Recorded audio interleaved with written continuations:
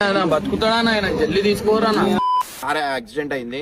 దాని గురించి చెప్తున్నా ఇన్ డీటెయిల్ గా. ఇద్దరైతే చచ్చిపోయారు, ఒకరైతే బతికి ఉన్నారనమాట. అంటే యాక్సిడెంట్ అయినప్పుడు అంబులెన్స్ వచ్చేదాకా ఇంకా పోలీసులు వచ్చేదాకా ఆగుతారు అనమాట. అంటే ఆ ఇన్సిడెంట్ మళ్ళీ వీళ్ళ మీద. నిన్న ఏమైందంటే నేను జర్నీ చేస్తున్నప్పుడు ఒక దారిలో పోతున్నప్పుడు ఒక కార్ యాక్సిడెంట్ అయితే అయింది అనమాట. సో దాంట్లో ముగ్గురు అయితే ఉండే అనమాట. ఇద్దరు చచ్చిపోయారు, ఒకళ్ళు బతికి ఉన్నారు.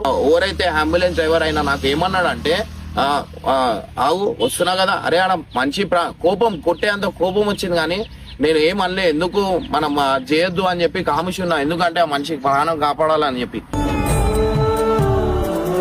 ఒక టైంలో రక్తం చూస్తేనే నాకు చక్కెర వచ్చి పడిపోయేటోని, కానీ వీళ్ళు చేస్తలేరని చెప్పి నేను పోయి చేసిన.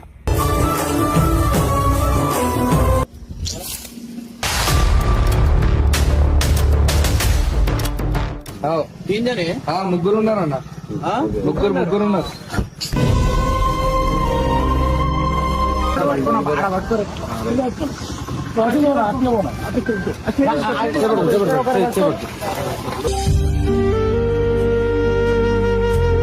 దోపికే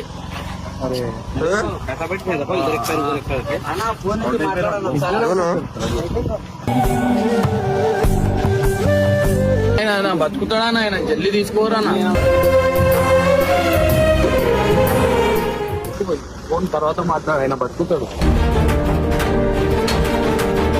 ఉన్నాడన్నా బతికే ఉన్నాడు. ఆయన షేక్ అవుతుంది.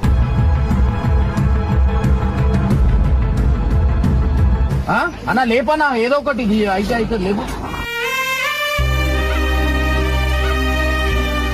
అయిపోయినా బాడీ టైట్ అయిపోయినా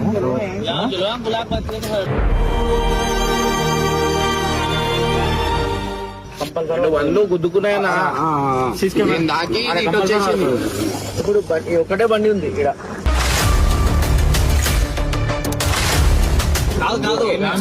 వాళ్ళకు ఫోన్లు వస్తున్నాయి ఎంబడెంబడి.